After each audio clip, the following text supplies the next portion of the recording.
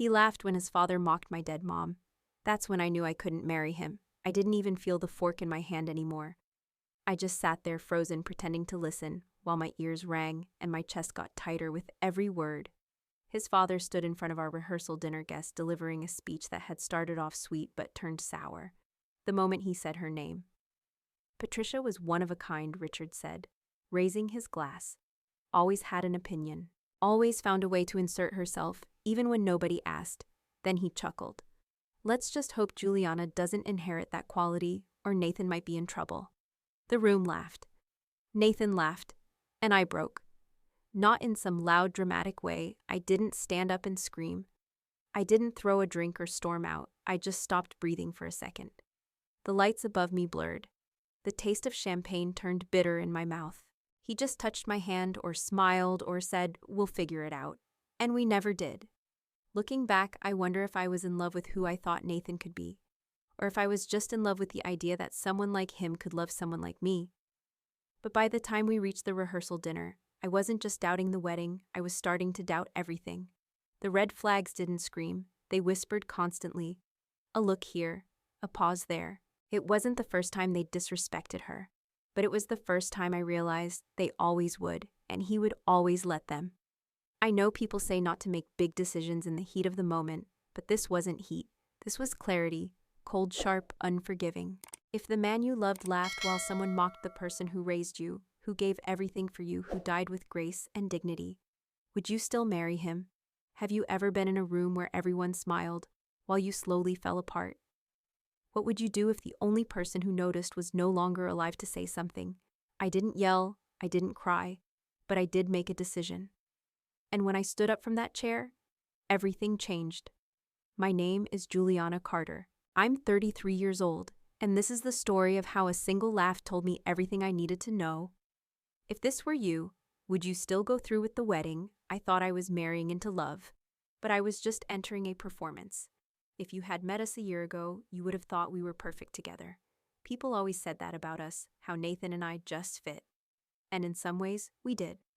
On the surface, he was polished charming, came from a good family with good money and good manners. The Hawthorns were the kind of people who always knew which fork to use, who always smiled with their teeth, but rarely with their eyes. And me, I was raised by a woman who worked 3 jobs, who carried grocery bags in the snow while humming Nat King Cole under her breath. My mother, Patricia Carter, wasn't rich or refined, but she was radiant. She had a way of making people feel seen, safe, cared for, especially me. She raised me alone in a little apartment above a laundromat in Dorchester. We didn't have a yard, but we had window boxes full of bustle and mint. She taught me how to braid my own hair, how to patch jeans, and how to speak up when someone tried to make me feel small. She also taught me never to mistake attention for affection. That's the one I forgot. Until it was too late. I met Nathan 6 years ago at an art fundraiser in Beacon Hill. I was working as a freelance photographer, just starting to build a portfolio. He was there with a few people from his firm, all tailored suits and sparkling smiles. I didn't think he'd notice me, but he did. He complimented the lighting in one of my prints, said it reminded him of something his mother would have displayed in their summer home. I laughed, flattered, and thought, maybe this is what it's like to be seen by someone like him. We went for coffee the next week, then drinks, then weekends in Vermont. It wasn't fast, but it was consistent. He showed up, he remembered things, he bought me books I mentioned offhand, and asked questions about my childhood. Like he genuinely cared. I told my mom about him a month in. I'll never forget the way she smiled, soft and careful, the way she always did when she was happy for me, but cautious. Sounds like he's got a good heart, she said. Let's just hope he's got the strength to match it. At the time, I didn't understand what she meant. Now I do. The first time Nathan met my mom was on a Sunday afternoon. We had lunch on our little balcony with takeout Thai and a pitcher of iced tea. He brought flowers and used his napkin the entire time. He was polite, attentive. My mom asked about his work, his parents, his favorite books. He answered everything with practiced ease. After he left, she looked at me and said, "He's impressive, but I hope he sees the world the way you do." I shrugged. He's just a little formal. He's not used to us. She didn't push. She never did. But I could tell something was sitting behind her eyes, some weight she chose not to place in my hands. For a while, things were good. We moved in together, got a puppy. I started getting steady work editorials, weddings, even a small gallery show. He got promoted. We talked about the future. And then just when I was starting to feel like I could breathe easy, my mom got sick. At first it was fatigue, then a cough that wouldn't go away, then the scans, then the diagnosis, stage I. Everything after that happened in soft, terrifying waves, chemo, nausea, hospital lights. Days where she couldn't lift her head and still whispered, "You okay, baby?" I was not okay, but Nathan, he was there. He drove me to the hospital sometimes, brought me takeout, sat in the corner and scrolled through his phone while I rubbed lotion into my mom's arms. I told myself that was enough. When she passed, he held me that night. I remember thinking, thank God I have him. But even then, I felt a cold space between us, like we were looking at the same sky from two different cities. A year later, he proposed. He took me to a rooftop dinner, the city glittering around us, and pulled out a ring that probably cost more than my mom made in a year.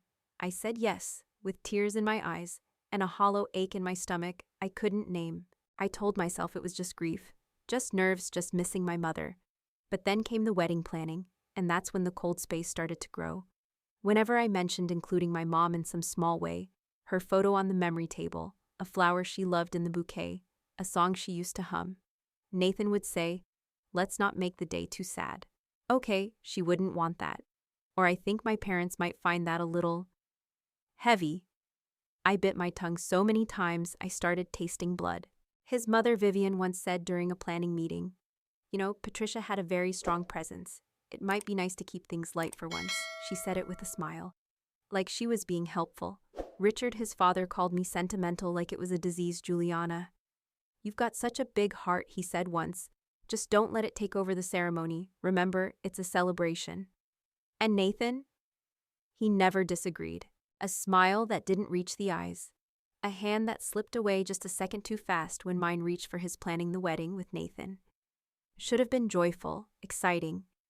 But the more decisions we made, the less of myself I saw in any of it. The more I tried to fold in pieces of my mother, the more I felt them quietly removed.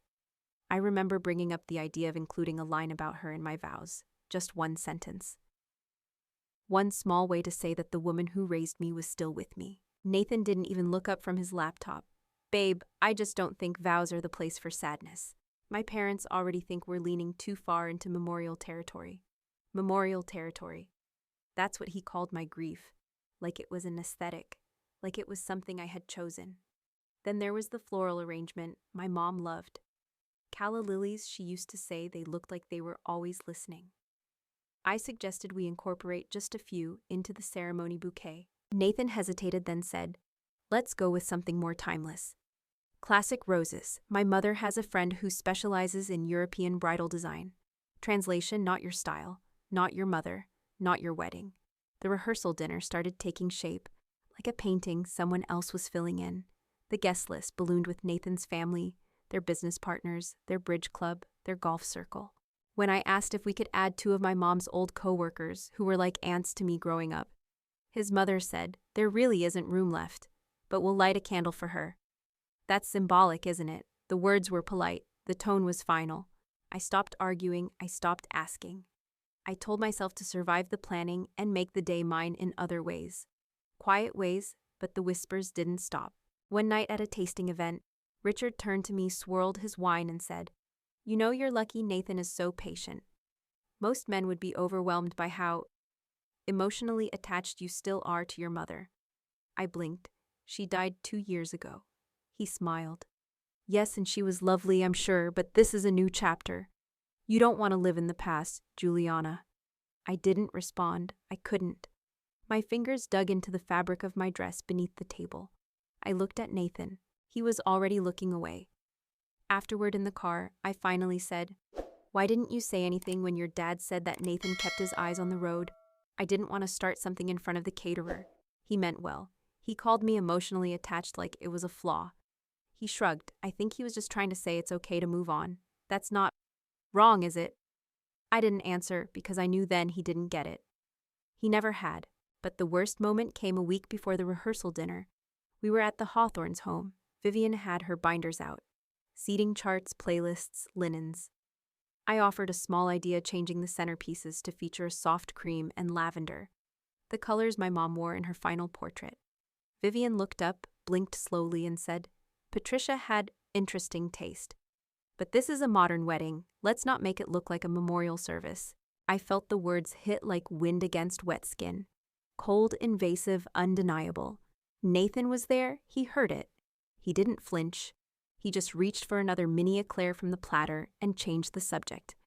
I went home that night and stood in my kitchen for almost an hour staring at the fridge, not moving, not thinking, just waiting for the ache to settle. And when it did, something colder took its place. I wasn't just grieving my mom anymore. I was grieving the part of myself that kept bending, hoping these people would suddenly see me, understand me, value what I came from. Instead, every compromise felt like erasing her, like losing her again. Even small things became fractures, like how Vivian kept pronouncing my last name wrong, even after I corrected her 6 times, or how Richard joked that my photography business was cute, but said I'd be more comfortable once I stopped hustling like a college grad. They never asked about my clients, never complimented my work, never once said, "Tell us more about your mom." But they expected me to smile through it all, to be grateful, to be easy. And Nathan, he expected it too. Anytime I brought it up, he said, "They're just being themselves, Jules. They're a lot sometimes, but they mean, well, just focus on us." But how could I focus on us when they were what shaped him? When the people who raised the man I was about to marry looked at me and saw inconvenience. When I looked in the mirror and saw a woman slowly making herself smaller in every room, the silence between me and Nathan started to stretch. We still kissed goodnight, still held hands in public, still had a shared calendar, a wedding website, a countdown app. But somewhere behind it all, I was already mourning a version of myself. I didn't know how to get back. And I think deep down, he knew it too. They laughed at the woman who saved them, and Nathan laughed too. That was the moment I stopped being the bride. The rehearsal dinner was held at the Orchid Room, a place the Hawthorns boasted about every chance they got. Gold leaf menus, custom lighting, a private pianist flown in from Connecticut. Understated elegance, Vivian had called it. It felt like a boardroom in disguise. I had shown up in a pale lavender dress, one my mom once complimented when we went window shopping together. I wore her favorite perfume too, just a dab behind my ears. It was my way of carrying her with me, quiet, personal, sacred. The evening began with fake smiles and filtered champagne. Vivian flitted between tables like a society matron, brushing cheeks and adjusting flower arrangements, like they were misbehaving children. Richard stood with his whiskey greeting guests like a congressman. Nathan looked polished, handsome, rehearsed. The only people from my side were my dad, my younger cousin Melissa, and my mom's 2 best friends. The other 40-something seats were filled with Hawthorne cousins, clients, country club regulars, and people I'd never seen outside a monogrammed Christmas card. The food came out exquisite and cold. Conversation flowed. I smiled, nodded, swallowed it all like vinegar behind white teeth. Then came the toasts. Vivian stood first.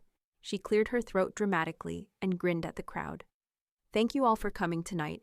It means the world to us to celebrate Nathan and Juliana, our beautiful couple." She went on about how proud she was of her son, of his career, of his excellent taste in women. She turned to me holding her glass. I'll admit, when Nathan first brought Juliana home, I didn't know what to think. She was artistic, independent, very expressive, chuckles from a few tables. But I've come to appreciate her free spirit. And I know she'll bring color into Nathan's very structured life. She's already taught him so much, especially patience, more laughter. I looked at Nathan. He smiled. Then Richard stepped forward. "Oh, I've got a few things to say too," he said, tapping his glass. "I've watched my son grow into a man who makes solid decisions, and choosing Juliana well." That was one of his boldest laughter again. But let's talk about family for a moment, because that's what tonight is about, merging 2 families. He looked around the room, then straight at me. Now, Juliana comes from a spirited background. Her mother, Patricia, was one of a kind. Very involved, always had a suggestion. Or 2, he let the words hang. Vivian chimed in from the table. "Oh, she definitely had opinions and presence," Richard added. Even when we didn't ask for it, another pause. "Then she was generous, though. Helped us out a lot, sometimes too much if I'm being honest." He winked. The room laughed, I didn't. The blood drained from my face. My pulse throbbed in my ears. I reached for my water, but my hand was shaking. I looked to Nathan. He was smiling. And then he laughed, just a breath, a soft, polite laugh, but I heard it. I felt it in my chest, like a slow crack along bone. That was my mother they were talking about. The woman who co-signed a loan to keep their restaurant from closing, who organized their books, who bought them a new oven when theirs caught fire, who covered Nathan's older brother's final semester of tuition and they turned her into a punchline. She did a lot, Richard went on. But let's just hope Juliana doesn't inherit her, enthusiasm. We wouldn't want her meddling too much now, would we? That was it. I set my glass down gently, pushed my chair back, and stood. The scraping noise echoed louder than anything else had all night. The room quieted forks, frozen midair, eyes turned, even the pianist stopped playing. Vivian blinked. Is everything all right, dear Nathan? Touched my wrist. Jules. I stepped forward. My voice was low, shaky, but it carried. Are you serious right now? Richard raised an eyebrow. Excuse me. You stood here, I said, my voice tightening, in front of your friends and your staff and your family. And you mocked the woman who made this wedding possible, who helped you when you had nothing. And you think it's funny, Vivian laughed nervously. Oh, come now, it was just a little humor. No, I said, it was disrespect. I turned to Nathan, and you laughed. You heard everything, and you laughed. His face paled. I didn't mean you didn't mean to embarrass me, or you didn't mean to make me see who you really are. Silence. I looked around the room. My dad's hands were clenched. Melissa looked furious. My mom's best friend Carol was already wiping tears. I loved your son, I said to the Hawthorns. I was ready to be part of this family. But if this is how you treat the dead, I can't imagine how you treat the living. I turned back to Nathan. We're done. And I walked out. The air outside hit my skin like a slap, but it was the first time all night I could breathe. I walked out, but I wasn't finished. I went back to end it in front of everyone. The cold night air outside, the orchid room wrapped around me like a slap. My chest was still tight, but something deeper had shifted. I could feel it. For the first time in a long while, I wasn't shrinking. Behind me, the muffled sounds of glasses clinking and cutlery scraping resumed. I imagined them all pretending nothing had happened. Nathan probably telling some version of it that made me seem fragile. Emotional, irrational. They could twist that moment into anything they wanted. But I wasn't going to let them write the ending. I stood on the sidewalk staring at the cobblestones beneath my heels. My dad came out first. He put a hand on my back, but didn't say a word. His silence wasn't cold, it was protective. My cousin Melissa followed, then Carol, then my mother's other friend Ruth. None of them asked if I was okay. They already knew I wasn't. Take a breath, my dad said, finally. You did the right thing. I nodded, but my stomach was still in knots, because I had walked out, but it didn't feel done. The people inside that restaurant needed to hear me say it out loud. Not in shame, not in silence, but in clarity. I need to go back in, I said. My cousin's eyes widened. What, no, Jules, you don't owe them anything, I know, I said. But I owe myself this. I owe my mom this. My dad nodded. We'll wait out here. No, I said. This is something I have to do alone. The doors opened with a soft whoosh.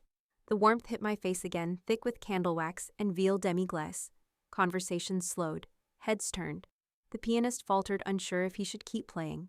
I didn't stop walking until I was at the center of the room, directly in front of the table, where Nathan sat between his parents, looking like he had aged 10 years in 10 minutes.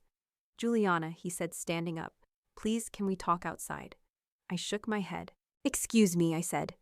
Raising my voice just enough for the room to hush, dozens of eyes landed on me, some wide with curiosity, some with pity, a few like Richard's with irritation. I know this isn't the kind of moment any of you expected, I began. But I have something I need to say, and I'd rather say it now. While everyone's still pretending they didn't hear what they just heard, a few people shifted uncomfortably. Vivian straightened in her seat.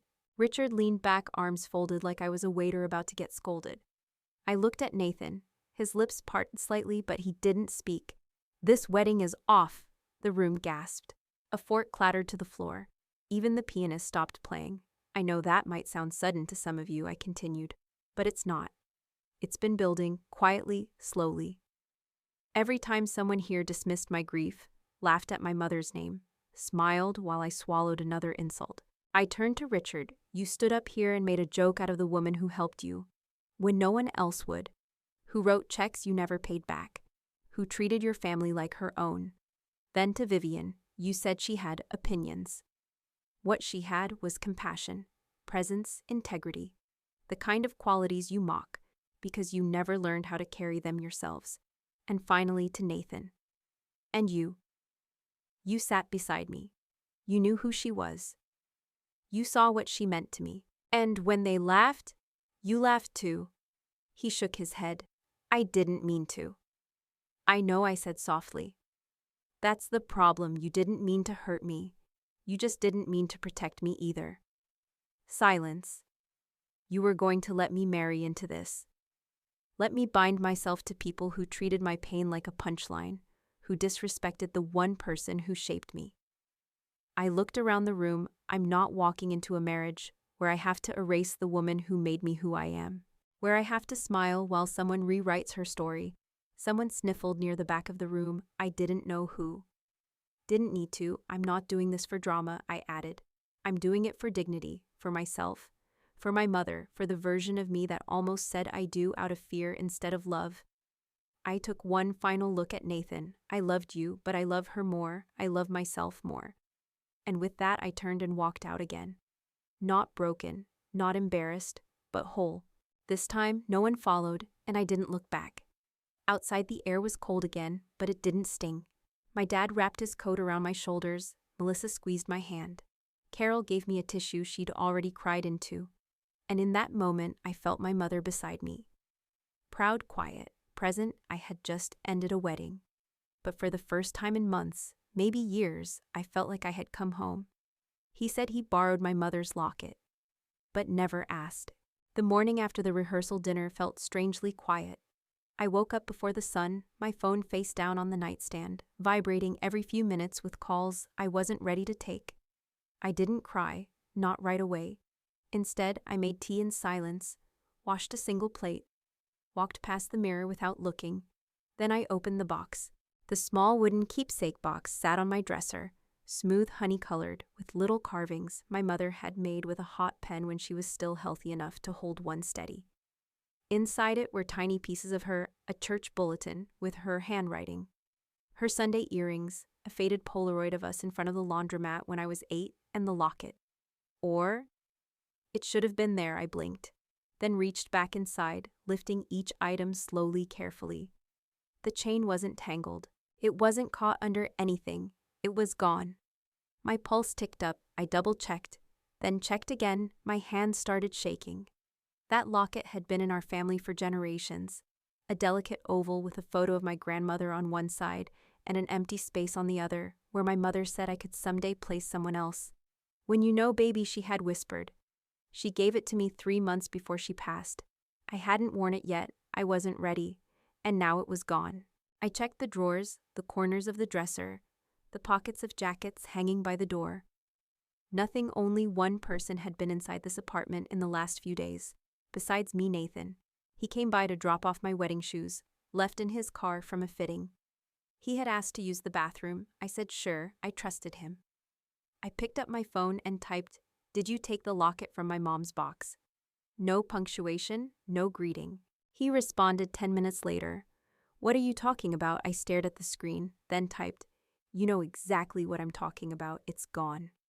You were the last person here." This time the response took longer. Then finally, "I borrowed it. I just wanted to feel close to you. I was going to give it back." I stared at the message so long, my tea went cold. Borrowed. He borrowed a family heirloom from a grieving woman, without asking. Without a word, I called him. He picked up on the second ring. "Juliana, listen. You took my mother's locket," I said, my voice low and steady. "You opened a box that wasn't yours. You reached inside and you took it." "I didn't steal it," he said quickly. "I meant to return it. That's not the point. After what happened, I panicked. I thought, maybe if I had a part of her, I could understand you better." I laughed. Bitter, hollow. "You mocked her. You let them mock her. And now you think wearing a locket makes it better. He went quiet. Then it's at my parents' place. I didn't want to lose it, so I left it there. That was the final line. You stole something sacred, I said. And you left it in a house that laughed at her. Juliana, please don't do this. But I already had. I drove across town in a haze, hands clenched around the steering wheel. When I reached the Hawthorne estate, I didn't even bother fixing my hair or wiping my face. Vivian opened the door. Her face fell the moment she saw me. Juliana. Where is it? I asked. She blinked. What, the locket? Nathan took it. He said he left it here. I want it back. Now she opened her mouth, but Richard's voice cut from the foyer. Just give it to her. Moments later, Nathan appeared at the top of the stairs, holding the locket between his fingers like it was nothing but costume jewelry. He walked it down to me slowly, eyes red, shoulders tight, like he was the one who'd been wronged. Here, he said. I snatched it from his hand, opened it, checked both chambers. My grandmother's photo, the empty space. Untouched still. I felt like it had been defiled. He stepped forward. I didn't mean to. You didn't mean to protect me. You didn't mean to stand up for her. You didn't mean to ask before you took something sacred. I was scared. He said I didn't know what else to do. You could have said sorry. You could have left it alone. You could have respected something for once. He flinched. I still love you. I shook my head. No, Nathan. You loved the idea of me. You loved who I was when I made you look good. But when I asked you to see me, really see me, you turned away. He didn't respond. I looked at his parents behind him. They stood stiff, stone-faced. No apology, no understanding. Just awkward silence and the smell of expensive perfume. I turned and walked out again. This time, I didn't slam the door. I closed it gently, finally. And as I walked back to my car, the locket pressed warm in my palm, I realized I wasn't crying. I was calm. It wasn't just the wedding that was over, it was everything, and that was the beginning of peace. Walking away wasn't easy, but it was the most sacred thing I've ever done for my mom and myself. The days after I ended it passed like fog, soft around the edges, still heavy, but not unbearable. I stopped answering messages. Nathan called once more, then twice. Then he gave up. Vivian sent a single email, cold, clinical, signed regards. I never replied. The wedding planner canceled everything. My dress was boxed and returned. The venue offered a partial refund out of pity more than policy. People whispered. I saw the glances in cafes, the curiosity in mutual friends' texts. You okay? What really happened? Do you want to talk? I didn't want to talk, not about them, not anymore. Instead, I walked. Every morning, I'd lace up my sneakers and walk the same path my mom used to take on Sundays, past the bakery with the cracked window around the block, with the yellow house she always said looked like a butter cookie, down to the park where she used to sit with her thermos of coffee and just breathe. One morning, I brought the locket with me. I sat on the same bench she always chose, quiet, facing the sun. I turned the locket over in my hand. Slowly, thoughtfully. Its weight was light, but it carried so much. My grandmother's face stared up at me from inside the left chamber. The right side, the space she said was for when you know, was still empty. And for the first time, I wasn't in a rush to fill it. My mom once told me that grief doesn't leave you. It changes shape. It becomes something you fold into your days, like sugar and coffee, never gone, just blended. She was right. I didn't stop missing her, but I stopped feeling guilty for protecting her. Because that's what I had done in the end. I hadn't just walked away from Nathan. I had stood up for my mother when no one else would. I had said she mattered. Her love, her memory, her dignity. And in doing that, I found my own. Looking back, I think a part of me always knew. Nathan wasn't strong enough to hold space for all of me. He loved the curated version, the composed one. The woman who smiled through discomfort and never made his family uncomfortable. But that's not who I am.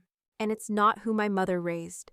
She raised a woman who knew the difference between silence and peace, who knew when to bow her head and when to lift her chin, who understood that love without respect isn't love at all. I don't regret saying yes to Nathan, but I'm proud I had the strength to say no too. Because saying no to the wrong life is sometimes the most powerful. Yes, we can give ourselves. And if you've ever stood at that edge of marriage, of family, of any relationship that asked you to dim your light, I hope you remember this. You are not selfish for refusing to betray your truth. You are not dramatic for naming the hurt. and you are not weak for walking away. You are sacred and you are enough. If someone laughed at your mother's memory, would you still marry into that silence? I did what most people are afraid to do. I stopped the ceremony before it became a life. I ended a story others thought had a perfect plot, because I realized I was the only one honoring the woman who gave me everything. What I lost that day was heavy, the future I thought I wanted, the man I thought I loved, the life I thought I'd earned. But what I gained that was heavier still, and far more sacred, I gained the voice my mother raised me to use. I gained a boundary that said this far and no further. I gained a version of myself I almost left behind for the sake of being chosen. To anyone listening who's ever felt like their grief was too much for someone else to handle. To anyone who's ever been asked to tone it down, play nice, smile through disrespect just to keep the peace. You're not alone, you don't have to shrink yourself to be loved, and you definitely don't have to marry into silence. Because silence around cruelty isn't neutral, it's complicity. So here's my question for you. Have you ever walked away from something that looked perfect on the outside, just to protect your peace on the inside? If you have, tell me, I want to hear your story. If you've ever had to choose between honoring someone you love and being accepted by people who didn't, tell me. And if you're still learning how to stand up for yourself the way they would have stood up for you. You're already braver than you think. Let me know where you're watching from in the comments. If you've ever had to choose self-respect over comfort, vote number 7. And if you're still finding your voice, vote number 3. Don't forget to like, share, and subscribe to EN True Tales. Every story here is a reminder. You're not too much, you're not too emotional, you're not alone. The locket was back in its box, but this time, so was peace. It was a quiet Sunday afternoon. Rain had swept through the city earlier, and now everything smelled like wet earth and the start of something soft. My mother used to say that kind of scent meant life was giving us a do-over. I made tea chamomile, the way she liked it, with honey and a dash of lemon. I poured it into the chipped white mug she always used, the one with the faint crack along the handle. I never repaired it. She had once smiled at that little fracture and said, "Let it show. That's how people know it survived." I carried the mug back into my room where the keepsake box waited. It had been sitting on my dresser for weeks, closed, untouched. Since the night I took the locket back from Nathan's hand, I hadn't been ready to open it. Not until now. I sat down, let the silence hold me. Then slowly I lifted the lid. The hinges creaked gently like they were exhaling too. Inside, everything was just as I'd left it, her Sunday earrings, the faded photo of us at the laundromat, and the locket. I picked it up with both hands this time. No shaking.